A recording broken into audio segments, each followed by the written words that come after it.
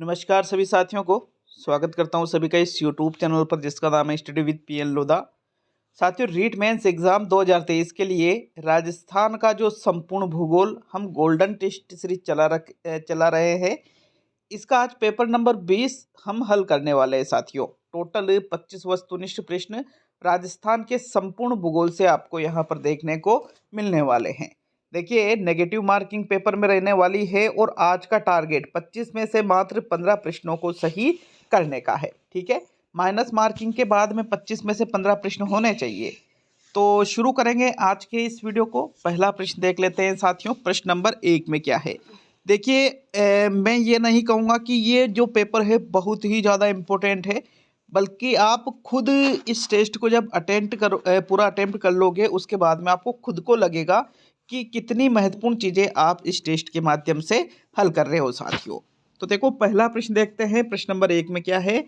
इनमें से असंगत का चयन कीजिए। रेगिस्तान में खारे पानी की झीलें प्लाया, पश्चिमी राजस्थान में जल संचयन के लिए बनाई गई अस्थायी झीलें खड़ीन, राजस्थान को भौतिक प्रदेशों में बांटने का सबसे पहला प्रयास एम हेरोन द्वारा, और मरुस्थल का ऊंचा उठा हुआ भाग जहां कोई नदी प्रवाहित नहीं होती, थल्ली। तो यहाँ पर ये आपके सामने 4 विकल्प है। इनमें से जो आपको असंगत मतलब गलत लगता है उसका चयन आपको पहले प्रश्न में करना है मित्रों। पहले प्रश्न का आंसर देख लेते हैं। कौन सा विकल्प आपके प्रश्न नंबर 1 में सही रहेगा?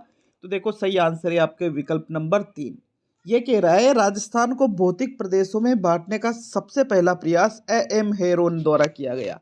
जी नहीं, राजस्थान को भौतिक प्रदेशों में बांटने का सबसे पहला जो प्रयास किया गया था वो वीसी मिश्रा के द्वारा किया गया था। किसके द्वारा?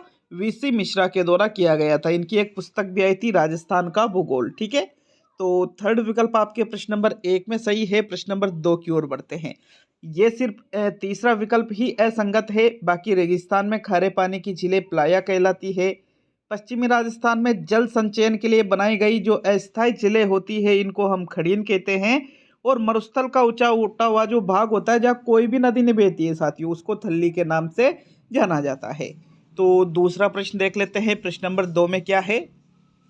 काजरी का पूरा नाम है central agriculture zone research institute, central auto zonal research institute, central arid zone research institute और central arid zonal research institute. देखो, काजरी काजरी और आफरी दोनों के ही नाम आपने हिंदी में पढ़ रखे होंगे, लेकिन यहाँ पर इंग्लिश में काजरी का पूरा नाम पूछा गया है। मोस्ट इंपोर्टेंट क्वेश्चन है एग्जाम के लिए। देखो, काजरी और आपरी दोनों ही कहाँ पर स्थित है साथियों? राजस्थान के जोधपुर जिले में स्थित है। और अगर हम काजरी का पूरा नाम देखें तो सी से क्या बनता है? सेंट्रल बनता है। क्या बनता है? सेंट्रल। चारों विकल्प सही है। ए से बनता है साथियों एरिड। क्या बनता है? एरिड बनता है। ऑटो नहीं बनता है, तो पहला दूसरा गलत हो गया। फिर जेड से जोनल बनेगा, जोन बनेगा। देखो, ये तो गलत ही हो गया, तो इसको हटा दो। जोन या जोनल। भाई, आर से रिसर्च और आई से इंस्टीट्यूट, ये तो सेम है। तो या तो तीसरा विकल्प सही होगा या चौथा विकल्प। तो इसका जो सही आंसर है, काजरी का पूरा नाम है central arid zone research institute. ये किसका पूरा नाम है? काजरी का पूरा नाम है। थर्ड विकल्प आपके प्रश्न नंबर 2 का सही आंसर है साथियों। प्रश्न संख्या 3 की ओर बढ़ते हैं। अच्छा देखिएगा, आज का ये सेकंड वीडियो है। इसके पहले मैंने जो शैक्षणिक रीति विज्ञान वाला भाग है साथियों, लेवल 1 के लिए भी और लेवल 2 के लिए भी, उसका पेपर मैंने 8:30 बजे मतलब यूट्यूब पर ही टेस्ट अपलोड किया था 30 प्रश्नों का। और ये 25 बहुत ही महत्वपूर्ण प्रश्न आप अभी हल कर रहे हो राजस्थान का भूगोल गोल्डन पेपर नंबर 20 से।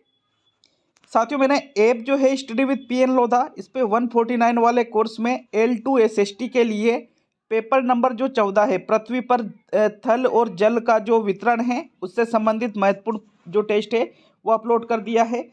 99 वाला जो कोर्स है राजस्थान अध्ययन का, इस पे मैंने सुबह 8 बजे कक्षा 12 का जो अध्याय नंबर 4 शायद 4, हाँ, अध्याय नंबर 4 को अपलोड कर दिया है। उसके भी 35 वस्तुनिष्ठ प्रश्न डाल दिए हैं।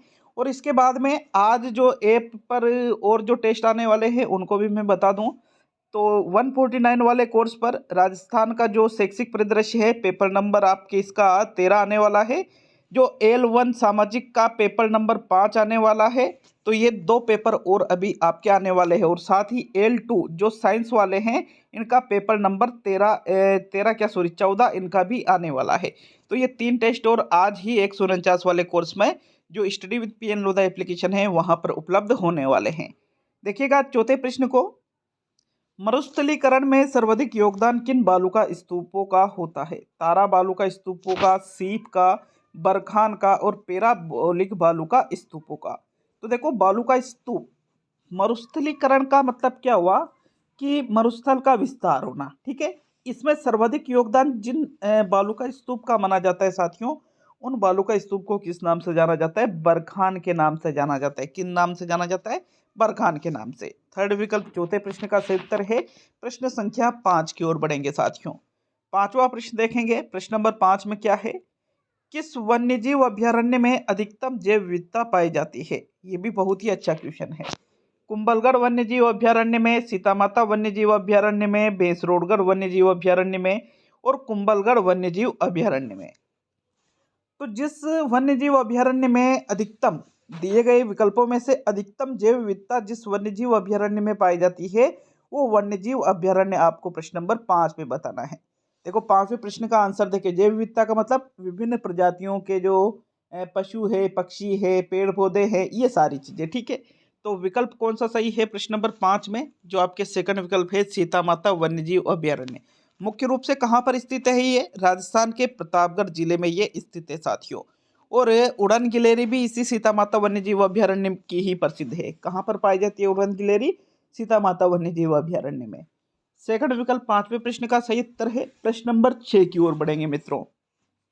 तो छठा प्रश्न देखें। प्रश्न नंबर 6 में क्या है? इनमें से कौन सा बेमेल है? बेमेल का चयन आपको छठे प्रश्न में करना है। जालोर ग्रेनाइट से निर्मित पहाड़ियां रेखीय होती है। जयसमंद झील के पूर्व में स्थित पठार लसाड़िया का पठार है। जरगा पर्वत उदयपुर में स्थित है। और गुरु शिखर के नीचे स्थित पठार उड़िया का पठार है। तो साथियों मैंने पहले ही बोल दिया था, मैं ये नहीं कहूँगा कि ये क्वेश्चन कितने ज़्यादा इंपॉर्टेंट है, बल्कि आप पूरे प्रश्नों को हल करोगे तो आपको लगेगा कितनी इंपॉर्टेंट चीज़ आप यहाँ पर निश्चित रूप से रेगुलर पढ़ रहे हो साथियों। तो देखो प्रश्न नंबर 6 का आंसर देखें तो छठे प्रश्न में जो सही आंसर है वो पहला विकल्प है, जालोर ग्रेनाइट। भाई ग्रेनाइट सिटी किसको कहा जाता है? जालोर को कहा जाता है। तो जालोर ग्रेनाइट से निर्मित पहाड़ियाँ रेखी नहीं होती है, बल्कि जालोर ग्रेनाइट से निर्मित जो पहाड़ियाँ होती है ये कैसी होती है? गुंबदाकार, गुंबद के आकार की होती है साथियों। तो पहला विकल्प क्या हुआ यहाँ पर? बेमेल हुआ। जरगा पर्वत राजस्थान में कहाँ स्थित है? उदयपुर में। जयसमंद झील के पूर्व में स्थित एक पठार है लसाड़िया का पठार। और गुरु शिखर के नीचे स्थित पठार, गुरु शिखर राजस्थान की सर्वोच्च चोटी, ठीक है। इसके ठीक नीचे स्थित एक पठार है जिसको उड़िया का पठार कहा जाता है, जो कि राजस्थान का सबसे ऊंचा पठार है साथियों। भाई राजस्थान का सबसे ऊंचा पठार कौन सा है? उड़िया का पठार। और राजस्थान की सर्वोच्च चोटी कौन सी है? गुरु शिखर। जो और ये उड़िया का जो पठार है ये गुरु शिखर के नीचे ही वहीं सिरोही में स्थित है साथियों। तो आपके कौन सा विकल्प सही है? मतलब बेमेल है। विकल्प नंबर 1 बेमेल है। जालोर ग्रेनाइट से निर्मित पहाड़ियाँ कैसी होती है? गुंबद के आकार की होती है। प्रश्न नंबर 7 की ओर बढ़ते हैं। 7वें प्रश्न में क्या है आपके? बेमेल का चयन कीजिए। कुरंजा पक्षी विहार ओसिया में, गजनेर वन्यजीव अभ्यारण्य बीकानेर में, चीतल की मातृभूमि सीतामाता अभ्यारण्य को और रामसागर वन्यजीव अभ्यारण्य धौलपुर में। तो वापिस आपको बेमेल का चयन करना है। जो आप मेल सही से नहीं हो रहा है जिनका, जो आपको गलत लगता है उसका चयन प्रश्न नंबर 7 में करना है। आंसर देखें 7वें प्रश्न का, तो 7वें विकल्प 1 सही रहेगा आपके। कुरंजा पक्षी ओसिया में नहीं है, बल्कि कुरंजा पक्षी विहार जो है ये कुरंजा पक्षी विहार खींचन में है। खींचन कहाँ पर पड़ता है? आपके जोधपुर में पड़ता है, ठीक है ना। तो ओसिया जोधपुर में नहीं, खींचन जोधपुर में है भाई कुरंजा पक्षी विहार। विकल्प आपके 1 प्रश्न नंबर 7 का सही उत्तर है, मतलब ये बेमेल है। गजनेर वन्यजीव अभ्यारण्य कौन से जिले में स्थित है? बीकानेर में। रामसागर वन्यजीव अभ्यारण्य कौन से जिले में है? धौलपुर में। और चीतल की मातृभूमि किसको कहा जाता है? सीतामाता अभ्यारण्य, वही प्रतापगढ़ वाला, ठीक है, जहाँ सर्वाधिक जैव विविधता पाई जाती है और जहाँ उड़न गिलेरी भी वहाँ की प्रसिद्ध है। प्रश्न 8 की ओर बढ़ेंगे साथियों। 8वां प्रश्न देख लेते हैं। इनमें से कौन सा असंगत है? असंगत का चयन प्रश्न नंबर 8 में करना है भाई। देख रहे होंगे आप प्रत्येक प्रश्न, एक एक प्रश्न में आप 4 प्रश्नों को सोल्व कर रहे हो। 25 प्रश्न में 100 फैक्ट आप क्लियर कर रहे हो साथियों। तो इनमें से जो आपको असंगत लगता है उसका चयन प्रश्न नंबर 8 में करना है। विकल्पों को देखिएगा।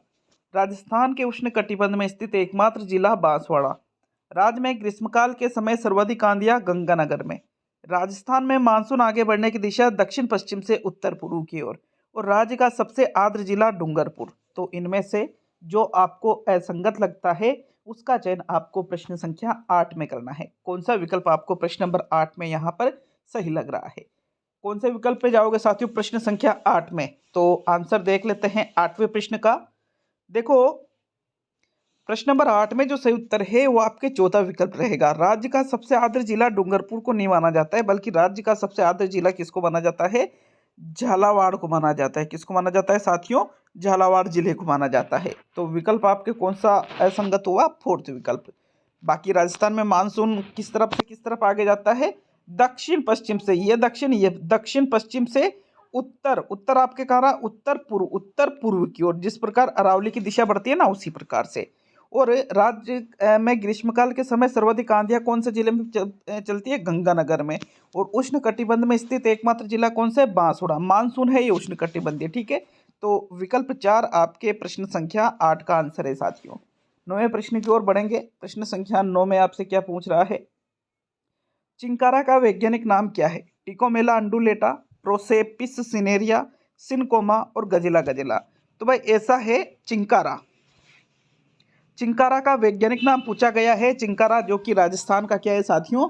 राज्य पशु है। क्या है? राजस्थान का राज्य पशु क्या है? चिंकारा।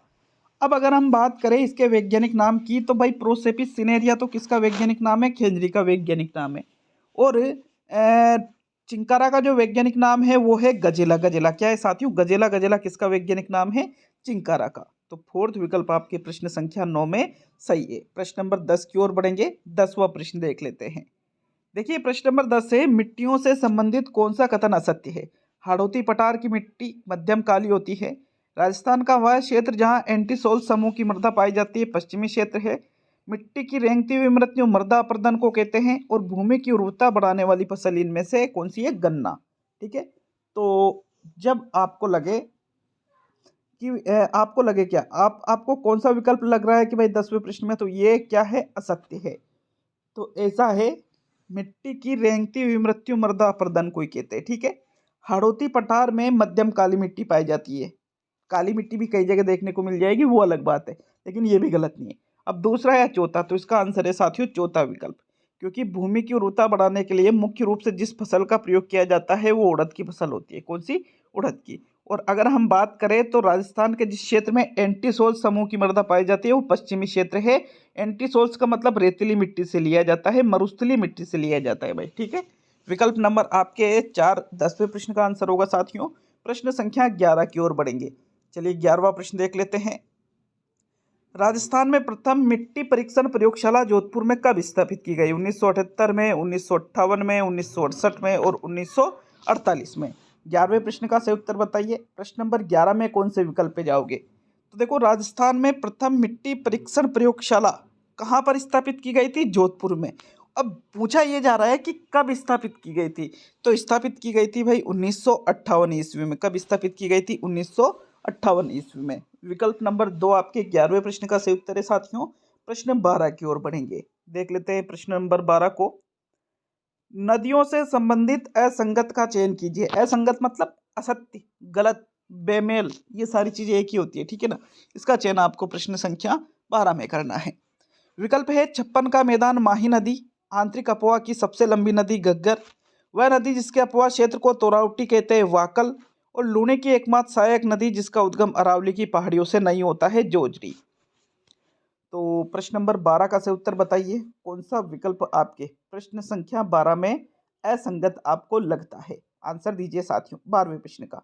देख ले प्रश्न नंबर 12 में कौन सा विकल्प सही रहेगा।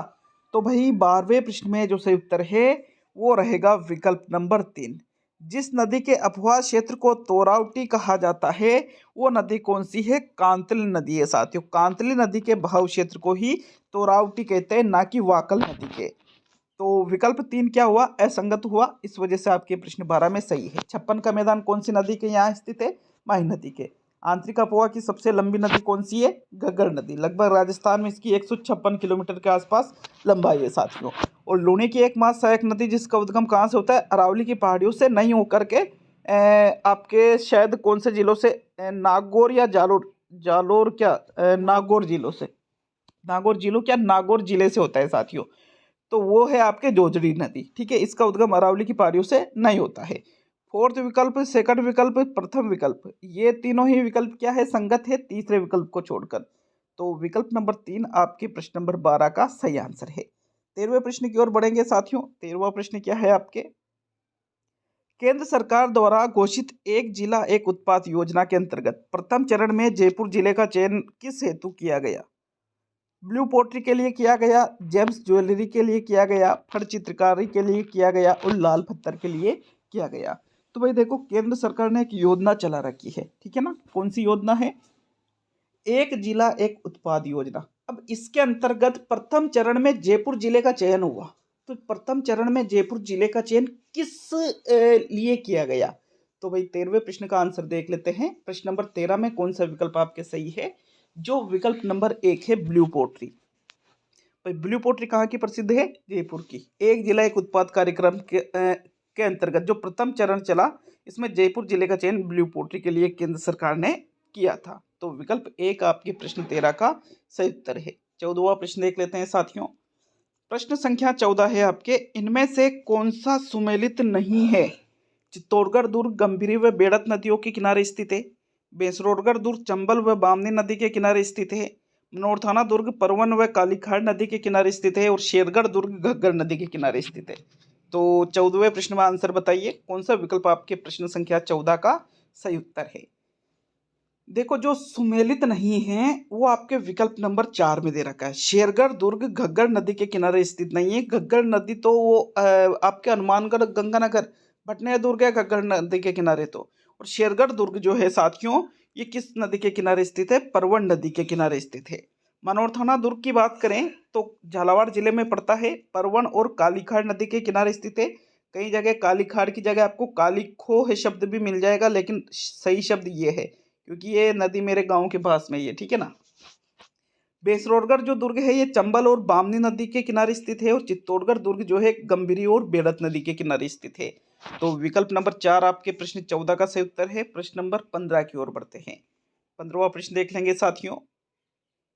राजस्थान स्टेट केमिकल वर्क्स उद्योग कहाँ पर स्थित है? लूणकरणसर में, सांबर में, पंचपदरा में और डिडवाना में। देखो, बात किसकी की जा रही है? राजस्थान स्टेट केमिकल वर्क्स की। और इस शब्द को आपने कई बार पढ़ रखा होगा, कई बार। राजस्थान स्टेट केमिकल वर्क्स जो है, इसका उद्योग डिडवाना नागौर में स्थित है। कहाँ पर स्थित है? डिडवाना नागौर में स्थित है साथियों। फोर्थ विकल्प आपके प्रश्न 15 में सही आंसर है। देखो, 16वां प्रश्न देख लेते हैं। प्रश्न संख्या 16 में क्या पूछा जा रहा है देखते हैं।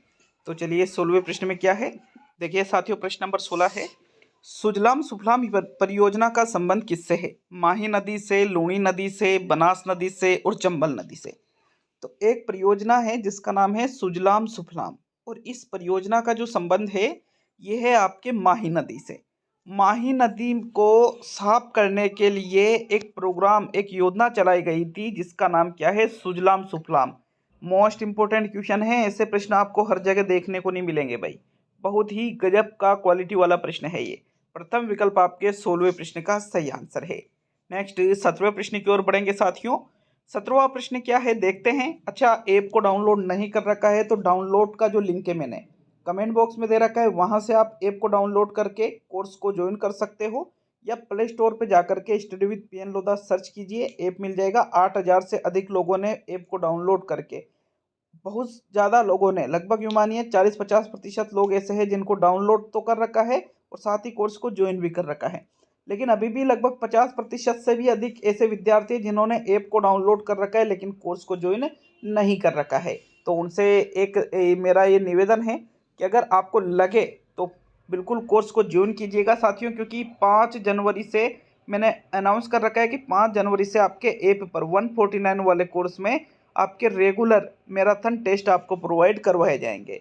देखो, 17वां प्रश्न है आपके, राजस्थान में टायर ट्यूब बनाने का सबसे बड़ा कारखाना स्थापित है? केलवा में, कांकरोली में, करौली में और कोटपुतली में। तो राजस्थान में जहां पर टायर ट्यूब बनाने का सबसे बड़ा जो कारखाना स्थित है वो है कांकरोली राजसमंद में। कहाँ पर स्थित है?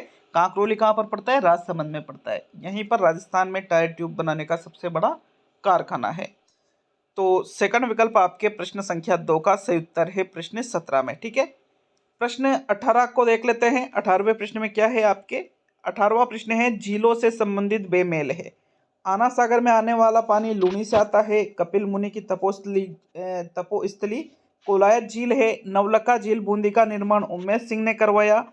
गैप सागर बांध का निर्माण डूंगरपुर में जो स्थित है गैप सागर, इसका निर्माण महाराणा गोपीनाथ ने करवाया। तो साथियों 18वें प्रश्न का सही उत्तर बताइए, कौन सा विकल्प आपको प्रश्न संख्या 18 में सही लगता है? देखो, झीलों से संबंधित बेमेल का चयन आपको करना है। तो 18वें प्रश्न का आंसर देखें, कौन सा विकल्प 18वें प्रश्न में सही रहेगा? विकल्प नंबर जो 1 है, आना सागर में आने वाला जो पानी है ये लूनी नदी से नहीं आता है भाई। ठीक है ना, ये शायद बांडी नदी से आता है। कौन सी नदी से आता है साथियों? ये बांडी नदी से आता है। कौन सी झील में? आना सागर झील में। आना सागर झील कहाँ पर स्थित है? अजमेर में स्थित है। ठीक है, मीठे पानी की झील है ये। तो ये फिर बेमेल है, लूनी से तो नहीं आता, ये क्लियर है। तो प्रथम विकल्प आपके 18वें प्रश्न का उत्तर होगा। कपिल मुनि की तपोस्थली कहाँ पर स्थित है? कोलायत झील के यहाँ पर साथियों। नवलखा झील कहाँ है? बूंदी में, और इसका निर्माण किसने करवाया था? उमेश सिंह ने। गैप सागर तालाब कहाँ है? डूंगरपुर में, और इसका निर्माण किसने करवाया था? महाराणा गोपीनाथ ने। तो चलिए 19वां प्रश्न देखेंगे। 19वें प्रश्न में क्या है? सहकारी साख समितियों का ढांचा है एक स्तरीय, द्विस्तरीय, त्रिस्तरीय और चतुस्तरीय। तो जो सहकारी समितियां होती है, सहकारी साख समितियां, इसका जो ढांचा है एक स्तरीय द्विस्तरीय नहीं होता है, बल्कि सहकारी साख समितियों का जो ढांचा है साथियों ये त्रिस्तरीय होता है। कैसा होता है? त्रिस्तरीय। थर्ड विकल्प आपके 19वें प्रश्न का सही आंसर है। प्रश्न नंबर 20 की ओर बढ़ेंगे साथियों। 20वां प्रश्न देखेंगे। प्रश्न नंबर 20 में क्या है? राजस्थान में खारे पानी की सबसे बड़ी झील है। पंचपदरा झील है, सांबर झील है, लूणकरणसर झील है और पोखरण झील है। तो खारे पानी की झीलों की बात करें, राजस्थान में सबसे बड़ी कौन सी झील है क्षेत्रफल की दृष्टि से? तो साथियों 20वें प्रश्न का आंसर देके सांबर झील जो है, कौन सी झील? सांबर झील जो है यह राजस्थान में खारे पानी की सबसे बड़ी झील है भाई। कौन सी झील की बात की जा रही है? सांबर झील की। मुख्य रूप से कहाँ पर स्थित है? जयपुर में स्थित है ये। तो सेकंड विकल्प आपके प्रश्न नंबर 20 का सही उत्तर है साथियों। 21वें प्रश्न की ओर बढ़ते हैं। 21वां प्रश्न क्या है आपके? राजस्थान ऊर्जा विकास अभिकरण की स्थापना हुई थी 1982 में, 83 में, 85 में और 93 में। राजस्थान ऊर्जा विकास अभिकरण, इसकी स्थापना किस वर्ष की गई थी? 21वें प्रश्न में बताइए साथियों। आंसर देखे 21 का। तो भाई 21 में जो सही उत्तर है, राजस्थान ऊर्जा विकास अभिकरण की स्थापना 1985 ईस्वी में की गई थी। कब की गई थी? 1985 ईस्वी में। थर्ड विकल्प 21 का सही आंसर है। 22 की ओर बढ़ेंगे साथियों। 22 में क्या है आपके? राज्य में कहाँ बायोलॉजिकल पार्क स्थापित नहीं किया गया? जयपुर जिले में, जोधपुर जिले में, उदयपुर जिले में और करौली जिले में। तो ऐसा है, जहां पर बायोलॉजिकल पार्क स्थापित नहीं किया गया है राजस्थान में, उस जिले का चयन आपको 22 में करना है। राजस्थान में कुल 4 जिलों में बायोलॉजिकल पार्क की स्थापना की गई है। कितने जिलों में? 4 जिलों में। कौन कौन से वो जिले हैं साथियों? तो वो है आपके, एक तो जयपुर जिला है, एक आपके उदयपुर जिला है, एक आपके कोटा जिला है, कोटा तो दे ही नहीं रखा है, और एक आपके जोधपुर जिला है। मतलब करौली जिले में नहीं की रखी है। ठीक है, जयपुर, उदयपुर, कोटा और जोधपुर, इन 4 जिलों में बायोलॉजिकल पार्क स्थापित किया गया है। बाकी करौली जिले में बायोलॉजिकल पार्क स्थापित नहीं किया गया है। तो फोर्थ विकल्प आपके 22 में आंसर होगा। 23 की ओर बढ़ेंगे। मरु विकास कार्यक्रम के अंतर्गत कौन सा कार्यक्रम नहीं आता है? ग्रामीण विद्युतीकरण, शेल्टर बेटर में वृक्षारोपण, रेत के टीलों का स्थिरीकरण और वन चरागाह का विकास। तो नाम से ही पता चल रहा है कि भाई इस प्रश्न का आंसर कौन सा होना चाहिए। मरु विकास कार्यक्रम की बात की जा रही है तो वन चरागाह, मरु विकास की जो मरुस्थल है साथियों, इस जगह पर जो उपजाऊ भूमि है उसका विकास हो। ठीक है ना, तो वन चरागाह का भी विकास किया जाएगा। रेत के टीलों का स्थिरीकरण की भाई एक जगह स्थिर रहे। शेल्टर बेटर में वृक्षारोपण किया जाएगा। ग्रामीण विद्युतीकरण इसके अंतर्गत नहीं आता है। विकल्प 1 23 का सही उत्तर है। 24 की ओर तरफ बढ़ते हैं। 24वें प्रश्न में क्या है साथियों आपके? देखिएगा सेकंड लास्ट प्रश्न है साथियों। अच्छा लगे वीडियो को लाइक शेयर करिएगा। चैनल पर नए हो चैनल को सब्सक्राइब करके जाइएगा और बिल्कुल ईमानदारी से कमेंट करके जाना कि 25 में से क्या 15 प्लस आपने सही किए हैं 1/3 माइनस मार्किंग करने के बाद में। ठीक है, तो 24वां प्रश्न, राजस्थान में वन संपदा से संबंधित असंगत है।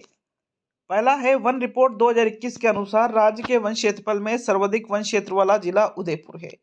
दूसरा विकल्प है वन रिपोर्ट 2021 के अनुसार राज्य के वन क्षेत्रफल में न्यूनतम वन क्षेत्र वाला जिला बीकानेर है। तीसरा है वे वन जिन्हें देवी देवताओं को समर्पित कर कटाई पर रोक लगा दी जाती है ओरन है। और राज्य में सबसे आखिर में बनाया गया बाघ अभ्यारण्य रामगढ़ विषधारी है। तो भाई जो इनमें से आपको असंगत लगता है उसका चयन प्रश्न संख्या 24 में करना है साथियों। 24 में भाई देखो मोस्ट इंपोर्टेंट फैक्ट इसमें क्या क्या है। पहला फैक्ट तो है कि राजस्थान में अभी तक कितनी बाघ परियोजना चलाई गई है, 4 चलाई गई है। और सबसे जो चौथी और सबसे नवीनतम बाघ परियोजना चलाई गई है साथियों, ये कहाँ पर है, रामगढ़ विषधारी बूंदी में। ठीक है, ये तो सही है। और जिन वनों को देवी देवताओं को समर्पित कर दिया जाता है कि भाई यार ये देवी देवताओं का स्थान है, इसके अंदर कोई भी पेड़ नहीं काट सकता है। ठीक है, तो ऐसे वनों को ओरण कहा जाता है साथियों। क्या कहा जाता है, ओरण के नाम से जाना जाता है। ये भी सही है। अब पहला आपको भी सही लग रहा होगा क्योंकि सर्वाधिक क्षेत्रफल किस जिले में वनों का है, उदयपुर में। तो फिर दूसरा आपको क्या लग रहा होगा, गलत। क्योंकि वन रिपोर्ट 2021 कहती है कि राज्य के वन क्षेत्रफल में न्यूनतम वन क्षेत्र वाला जिला बीकानेर नहीं है, बल्कि कौन सा जिला है साथियों, चूरू जिला है। कौन सा जिला है, चूरू जिला। तो सेकंड विकल्प आपके 24 का सही आंसर है। अब आज का अंतिम और 25वां प्रश्न देख लेते हैं साथियों। अंतिम और 25वें प्रश्न में क्या है, देखिएगा 25वें प्रश्न को, राज्य में कृषि से संबंधित बेमेल है। कृषि से संबंधित राजस्थान में जो कृषि की जाती है इससे संबंधित कौन सा बेमेल है। मैंने कहा था बहुत ही आप पूरे प्रश्नों को अटेंड करते हो तो उसके बाद में लगेगा कि भाई कितनी ज्यादा चीजें आपने नहीं सीखी है साथियों। तो राज्य का पहला जैविक कृषि वाला जिला डूंगरपुर, राज्य में सबसे कम बंजर भूमि वाला जिला राजसमंद, राज्य में सर्वाधिक क्षेत्र में बोई जाने वाली फसल बाजरा और बारानी कृषि की फसलें गेहूं और मक्का। तो इनमें से जो आपको बेमेल लगता है उसका चयन आपको 25 में करना है। आंसर देखें 25 में कौन सा विकल्प आपका सही रहेगा। तो अगर हम पहला विकल्प देखें, राज्य का पहला जैविक कृषि वाला जिला, पहला जैविक कृषि वाला जिला कौन सा है, डूंगरपुर है, सही है ये। राज्य में सबसे कम बंजर भूमि वाला जिला राजसमंद है। और जबकि ये पूछ ले कि राज्य में सर्वाधिक बंजर भूमि वाला जिला, तो फिर आपका आंसर क्या रहेगा, जैसलमेर रहेगा साथियों। राज्य में सर्वाधिक क्षेत्र में बोई जाने वाली फसल जो है बाजरा है। तीनों ही कथन सत्य है, लेकिन चौथा कथन क्या है, असत्य है। बारानी कृषि की फसलों में गेहूं मक्का नहीं आती है। बारानी कृषि क्या होती है, जिस कृषि में सिंचाई नहीं की जाती है, सिर्फ वर्षा पर आधारित जो कृषि होती है, ठीक है ना, उसी को हम किस नाम से जानते हैं, बारानी कृषि के नाम से जानते हैं। तो क्या गेहूं और मक्का, भाई मक्का हो सकता है कि भाई सिर्फ वर्षा पर आधारित हो, लेकिन गेहूं साथियों वर्षा पर आधारित कृषि है कि इसमें तो सिंचाई करने की बहुत ज्यादा जरूरत पड़ती है। इस वजह से बारानी कृषि की फसलों में गेहूं को सम्मिलित नहीं किया जाता। तो 25वें प्रश्न में चौथा विकल्प आपका क्या है, बेमेल है। बारानी कृषि की फसलों में मुख्य रूप से चना और बाजरा की फसलें मानी जाती है। कौन सी, चना और बाजरा की फसलें। तो ओनली फोर्थ विकल्प ही आपके 25 में सही है। तो ये कंप्लीट होता है आपके गोल्डन पेपर नंबर 20। कैसा लगा हमें कमेंट बॉक्स में कमेंट करके जरूर बताइए साथियों। तो मिलते हैं नेक्स्ट वीडियो में। बहुत बहुत धन्यवाद वीडियो को पूरा देखने के लिए।